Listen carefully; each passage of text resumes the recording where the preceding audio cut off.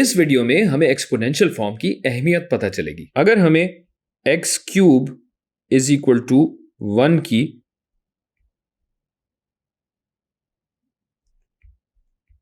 Roots नहीं है, roots निकालनी है। रूट्स का मतलब ऐसे नंबर जिनकी ताकत अगर 3 कर दी जाए या उन्हें क्यूब किया जाए तो जवाब 1 आता है। अब एक रूट तो हमें पता है कि 1 है, क्योंकि जाहिर है अगर 1 का क्यूब किया जाए तो 1 आता ही है। और ये हो गई रियल या असल रूट। और इसकी तस्दीक करने का एक तरीका है कि अगर मैं इसे ऐसे लिखूं और फिर इस 1 क्यूब को यहां ले जाऊं तो ये बन जाता है एक्स क्यूब माइनस 1 का क्यूब। इसकी a cube minus B cube वाली एक्सपेंशन बनती है, जो कि अगर आप याद करें तो होती है a माइनस बी ज़रब a का स्क्वायर्ड जमा ए बी प्लस b का स्क्वायर्ड। अब ये a यहां पे x है और b यहां पे 1 है, तो मैं सबको हटाता हूं। तो अब ये तो बराबर है 0 के। तो अब अगर मैं इसको कुशादा या एक्सपैंड कर लूं तो ये हो जाएगा x माइनस 1 ज़रब एक्स स्क्वायर्ड जमा x ज़रब 1 जमा 1 का स्क्वायर्ड। और जाहिर है ये 0 के बराबर होगा। तो इसका मतलब है या तो x माइनस 1 0 के बराबर है या ये 0 के बराबर है, या हो सकता है दोनों ही 0 के बराबर हों। बहरहाल यहां से हमें पता लगता है कि x माइनस 1 0 के बराबर है, यानी x बराबर हो गया 1 के। ये मेरी बात की तस्दीक हो गई, आपको भी सुकून आ गया होगा और सब खुश हैं। अच्छा, बकिया जो रूट्स निकालनी है वो 2 रूट्स निकलेंगी, क्योंकि ये एक अदद क्वाड्रेटिक इक्वेशन है, लिहाजा इस पे क्वाड्रेटिक फॉर्मूला लगाना पड़ेगा, जिसकी तरफ अभी हम आते हैं। हम ये जानते हैं कि हर कॉम्प्लेक्स नंबर का एक असल या रियल हिस्सा होता है और एक इमेजिनरी या ख्याली हिस्सा। सवाल यह है, क्या x is equal to 1 complex है या नहीं? वीडियो रोककर थोड़ा सा सोचिए। यह याद रखिए कि हर रियल नंबर कॉम्प्लेक्स होता है, बस यह है कि इसका ख्याली हिस्सा 0 होता है। यानी हम इस रूट की निशानदही z से भी कर सकते हैं, और यह हम इसलिए करते हैं कि x cube is equal to 1 की बकिया 2 रूट्स x2 और x3 कॉम्प्लेक्स निकलती हैं। और मेरी इस बात की तस्दीक आप इस x स्क्वायर्ड जमा x plus 1 is equal to 0 की रूट्स निकाल के कर सकते हैं।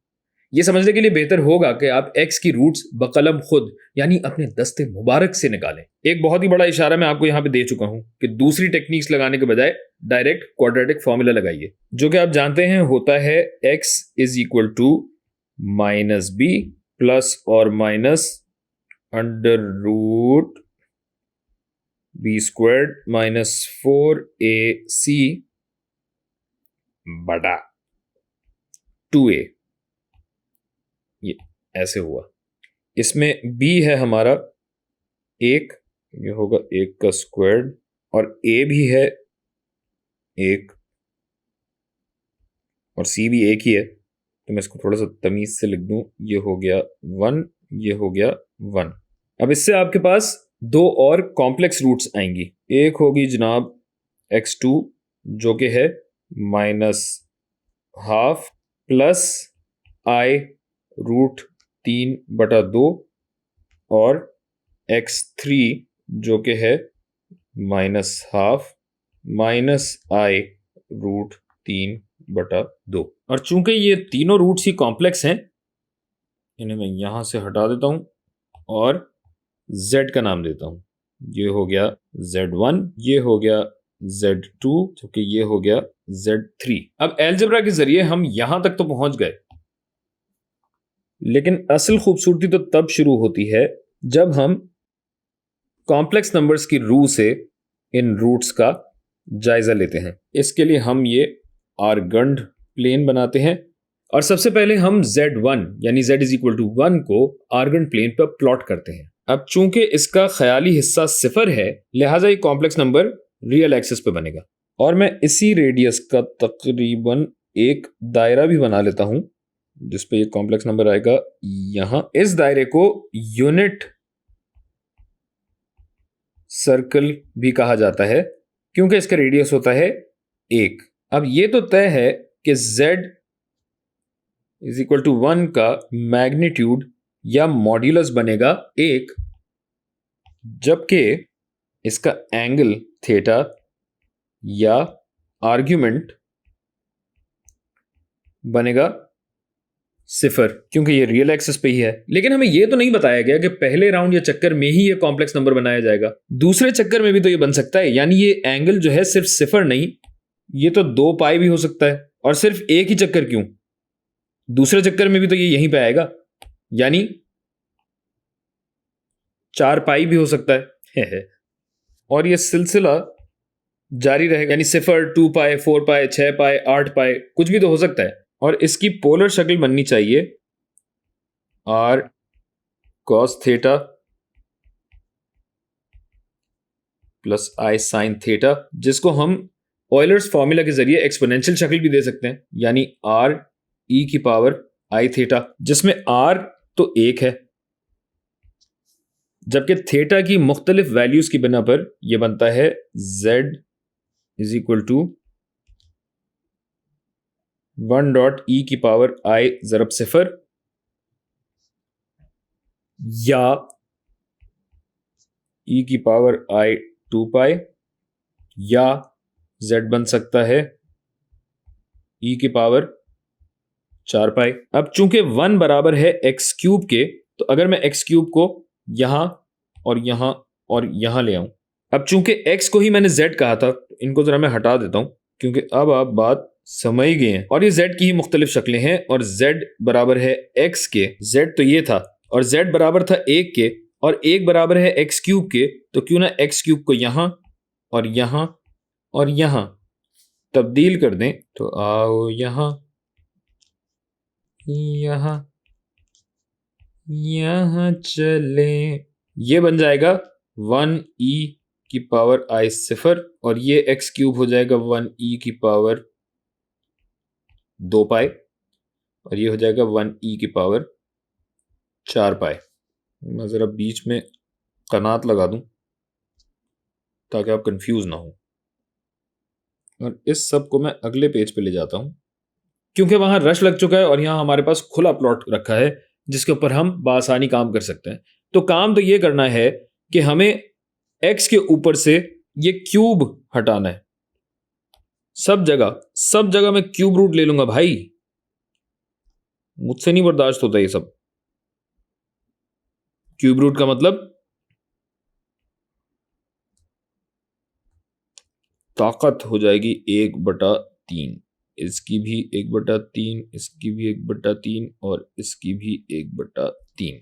तो यानी ये हो गया x is equal to e की पावर i 0 ही रहा, जबकि ये हो गया e की पावर 2 पाई बटा 3, और ये तीसरी शख्सियत हो गई e की पावर 4 पाई बटा 3।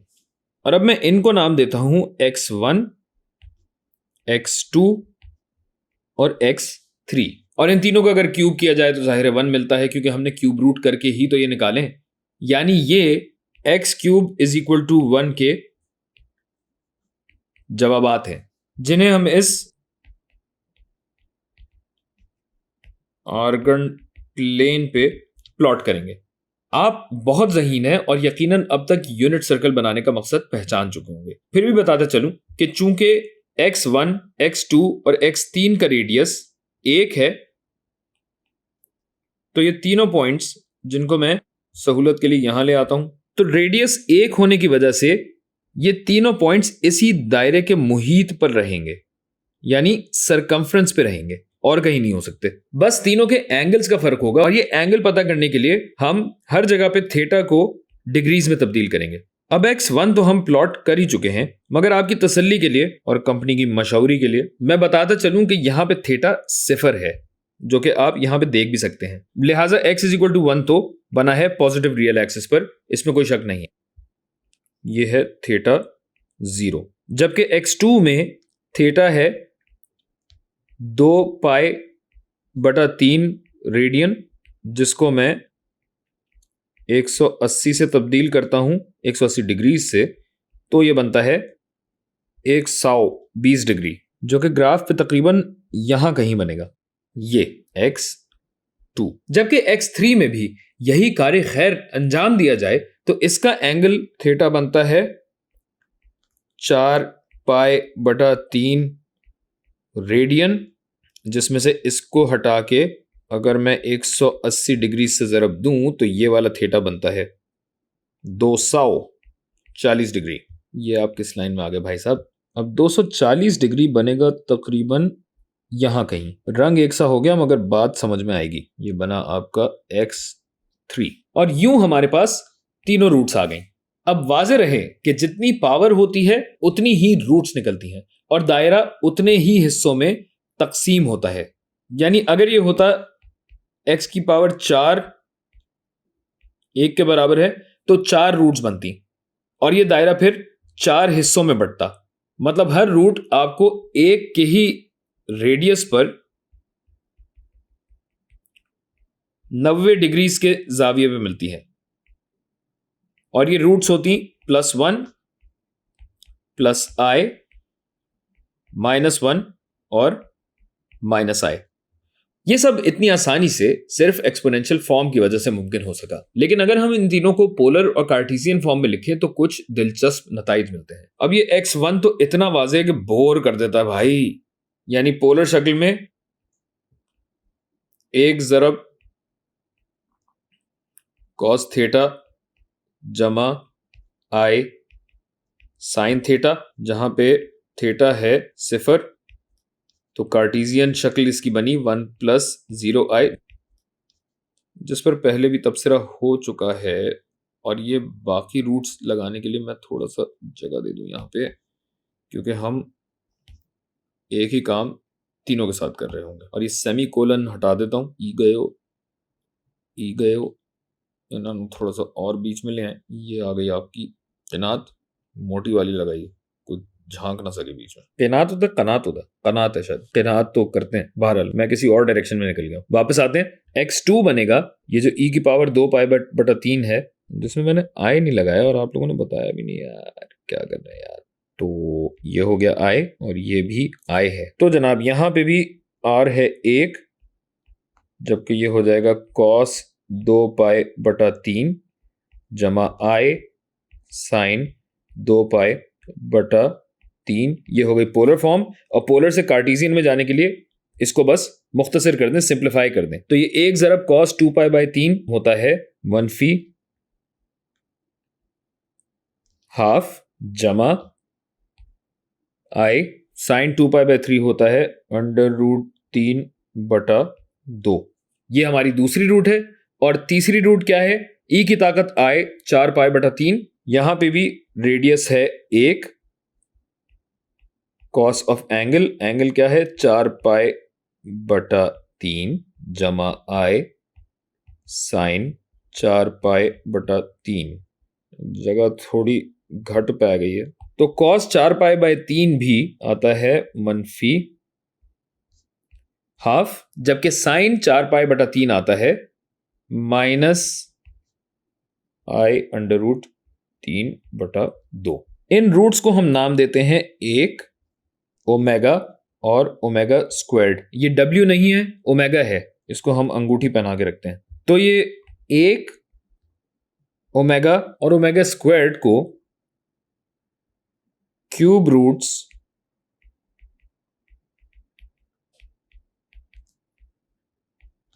ऑफ यूनिटी भी कहा जाता है, यानी वाहिद के रूट। अब एक सवाल यह भी उठता है कि ये हमने 4 पाई तक क्यों लिया, जबकि 6 पाई पे भी यही सूरत हाल होगी, 8 पाई पे भी यही सूरत हाल होगी, 10 पाई पे भी यही सूरत हाल होगी। अब इसका जवाब यह है क्या आप खुद करके देख लीजिए। होगा ये कि आप इसी दायरे में बार बार घूमते रहेंगे, क्योंकि x cube is equal to 1 के 3 ही सोल्यूशन होते हैं और यही 3 सोल्यूशन होते हैं। और इसकी खूबसूरती यह है कि अगर इन तीनों पॉइंट्स को आपस में जोड़ दिया जाए तो एक इक्विलैटरल ट्रायंगल बनता है, यानी जिसकी तीनों साइडें बराबर होती हैं। और इसी सर्कल में यह मुसल्लस इंस्क्राइब्ड होता है, यानी इसके तीनों कोने इस दायरे के सरकमफ्रेंस पे या मुहीत पे ही होते हैं और यह पूरा ट्रायंगल इस सर्कल के अंदर बड़ी खूबसूरती से बैठ जाता है।